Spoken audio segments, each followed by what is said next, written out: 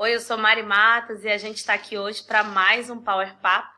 Hoje com um convidado especial, o professor Frederico Meirelles, que é fisioterapeuta, tem muita experiência com esporte e com balé e vai conversar um pouquinho com a gente sobre lesões no balé. Eu queria agradecer por ter vindo conversar hoje aqui com a gente. É um prazer estar aqui, né? Obrigado pelo convite. E vamos lá, vamos às perguntas. Então, eu separei alguns artigos aqui, Frederico, para a gente discutir, alguns artigos atuais sobre lesões na dança, para a gente conversar nesse nosso papo de hoje. Um dos artigos que eu peguei logo de início é um artigo da Michele Costa e colaboradores, que saiu em 2016. Não é uma revisão, é um artigo que passou questionário, na verdade, para companhias e escolas do Rio de Janeiro e Niterói. Então, ela teve 110 questionários respondidos e ela chegou a algumas conclusões interessantes. Para ambos os sexos, a região do tornozelo é a região que é mais lesionada e os principais mecanismos de lesão são piruetas, movimentos repetitivos e aterrissagem de saltos. Um outro artigo que eu achei interessante aqui na literatura foi uma revisão sistemática que saiu ano passado, que é de Vassalo e colaboradores. Nessa revisão, ele comparou várias modalidades, o que tinha sobre dança na literatura, foram 16 artigos incluídos. E eu achei interessante que ele apontou que no balé a gente tem mais lesões por overuse, né, por excesso de uso, e em outras modalidades não. Por exemplo, o breakdance, ele tem mais lesões traumáticas. E aí eu queria que você começasse explicando para a gente a diferença entre essas duas lesões. Lesões por excesso de uso e a lesão traumática.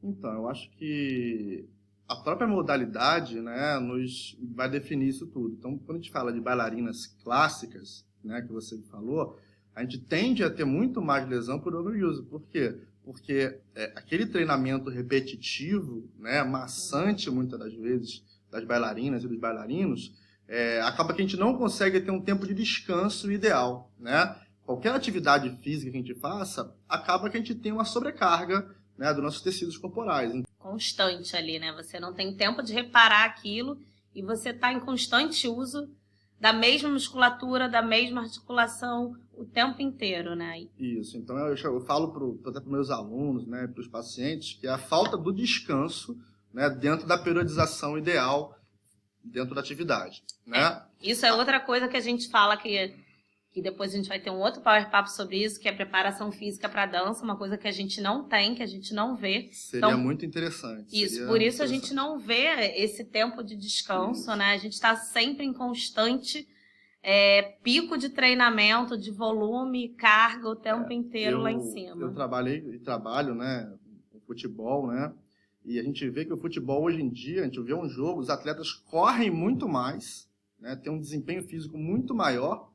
E o treinamento deles, em relação ao treinamento de antigamente, né, de anos atrás, é muito menor. Ou seja, os estudos levaram para um caminho de você periodizar melhor isso tudo. Você faz um treinamento, às vezes, mais intenso, com menor duração, e durante a atividade, ele rende muito melhor. Então, não é a quantidade de treinamento, né, que é feita, e sim a qualidade do treinamento. Entendeu? Por isso que um bom preparador físico ele é importante no esporte, e acredito que no balé também é uma ferramenta que seria muito importante para as companhias. Né? Seria essencial, porque você diminui lesão e você favorece até o desempenho, né? Se a pessoa está dançando lá, né, fazendo uma interpretação importante e tudo mais, se ele estiver melhor fisicamente, ele vai realizar aquele gesto, aquela pirueta, ou aquele gesto motor, aquela manobra, né, da melhor maneira possível, entendeu? E com o menor risco de lesão, menor risco de lesão, é o nosso papo aqui. E até o gestual motor vai ser melhor, né? Porque ele vai estar mais descansado, isso é normal, tá? Então, aí eu falei de overuse, né? Seria a sobrecarga e a falta de descanso. E as traumáticas a gente vê até no breaking dance, porque eu vou ter mais saltos, mais acrobacias, então eu vou ter maior risco de lesionar, de ter uma lesão traumática, tá? Então, a própria atividade define isso, né? Então, o break dance, né? Dança de rua. Exatamente, tem mais chance de ter lesão traumática, e ao mesmo tempo o balé, né, que tem muita repetição de gestos, né, durante a semana toda, quase que todos os dias. né, e pouco tempo de descanso, acaba que eu vou ter lesões de overuse, né? Tendinopatias e tudo mais. De uso mesmo, né? Exatamente. Aí, outras coisas interessantes que eu anotei dessa revisão é que as lesões em geral acontecem durante as aulas e não durante as apresentações ou durante os ensaios, e é onde a gente treina, né, a nossa técnica. Então, acho que é onde a gente se dá mais ali no treinamento, né, onde a gente vai nos nossos limites sempre, e né? E também, pensando que eu no artigo científico, né, o tempo de exposição durante o treinamento é muito maior que o da apresentação. Então, você Sim. treina toda semana para, às vezes, dançar no final de semana. 5 minutos, né? Ou, às vezes, você treina um mês para fazer uma temporada do final de semana. Então, você tem mais tempo de exposição, né? Durante as aulas, isso pode né? ser um fator também que você tenha maior quantidade de lesões, porque você tem um tempo maior de exposição à própria lesão. Sim. Bom, aqui ele apontou algumas localizações também para todos os tipos de dança. E aí ele apontou tornozelo, joelho, coluna e quadril como locais, regiões do corpo onde os bailarinos têm maior número de lesões. E aí eu peguei um artigo aqui, uma meta-análise que a gente tem de 2016, que é de Smith e colaboradores. Essa meta-análise especificamente pegou só estudos de balé clássico, né? Só estudos que foram 2.617 bailarinas clássicas e avaliaram... Um N grande. É, um N bem grande. E eles avaliaram 7.332 lesões registradas dentro desse Nzão. O que a meta-análise faz? Ela pega vários estudos que já foram publicados e ela junta esses estudos, ela faz um sumário, ela sintetiza ali tudo que tem na literatura para a gente entender melhor. Então, aí, achados importantes dessa meta-análise.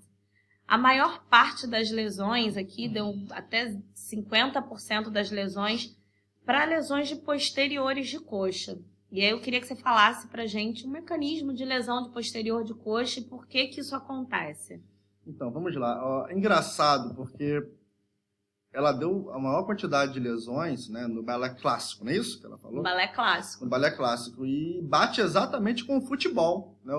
A maior lesão, a lesão com maior frequência no futebol é a lesão de isquiotibiais, né? Que engraçado isso, né? Porque são modalidades exatamente, que não... Né? Futebol com balé não tem nada a ver, né? Mas no final das contas a incidência de lesão, né, a prevalência no caso, é a mesma, né? Posterior de coxa. Então são 3 músculos, né, que a gente tem no posterior de coxa, que é semimembranoso, semitendinoso e bíceps femoral. São os músculos lesionados, né? Normalmente, em esporte, a lesão dos isquiotibiais ela ocorre no sprint, ou numa aceleração, né? Ou até numa desaceleração, né? Então, muitas das vezes, essa musculatura, durante, normalmente, a fase excêntrica dela, né? Que é aquela fase de desaceleração que o músculo faz, né? Muitas das vezes, na fase excêntrica, acontece esse tipo de lesão. Aí, né? Fase excêntrica, a gente pode pensar numa aterrissagem de um salto, que eu tenho que frear ali o movimento, e essa musculatura tem que estar agindo de forma excêntrica, para segurar, para eu não desabar, né?